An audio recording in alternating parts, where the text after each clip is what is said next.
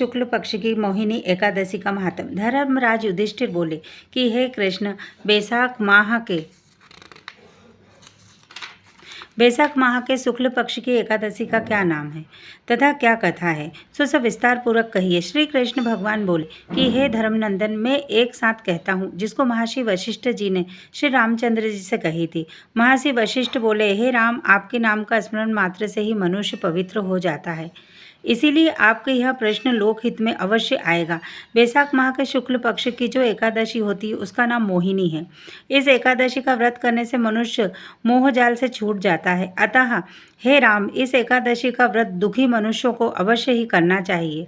अब आप इसकी कथा को सुनिए। सरस्वती नदी के किनारे भद्रावती नगरी में एक धर्मात्मा तथा विष्णु भक्त वैश्य रहता था। उसके नगर में अनेक भोजनालय, प्याऊ, कुआं, तालाब, धर्मशाला आदि बनवाए। उसने सड़कों के किनारे अनेक वृक्ष लगवाए। उस वैश्य के 5 पुत्र थे। उसका सबसे बड़ा पुत्र अत्यंत पापी था। वह अपने पिता के धन को व्यसनों में खर्च किया करता था। इस पर उसके पिता, भाइयों तथा कुटुंबियों ने उसे घर से बाहर निकाल दिया था। यह देखकर दुराचारियों तथा वेश्याओं ने भी उसका साथ छोड़ दिया। जब वह भूख से दुखी रहने लगा तो चोरी करने लगा। एक दिन वह पकड़ा गया और राजा ने उसे कारागार में बंद कर दिया। कारागार में उसको बहुत दुख मिला। अंत में दुखी होकर वह नगरी को छोड़ गया और जंगल में रहने लगा।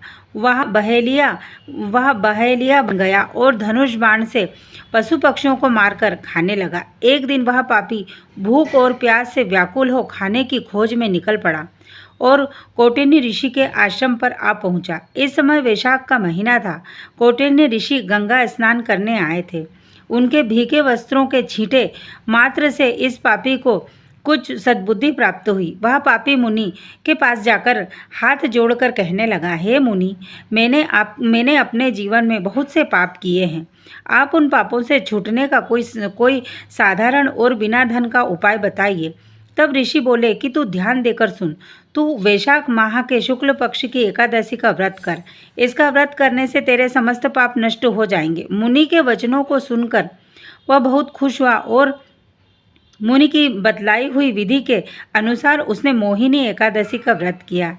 हे राम जी, उस व्रत के प्रभाव से उसके समस्त पाप नष्ट हो गए और अंत में गरुड़ पर चढ़कर विष्णुलोक को गया। बोलो एकादशी माता की जय, विष्णु भगवान की जय, लक्ष्मी नारायण भगवान की जय, कृष्ण कन्हैया लाल की जय।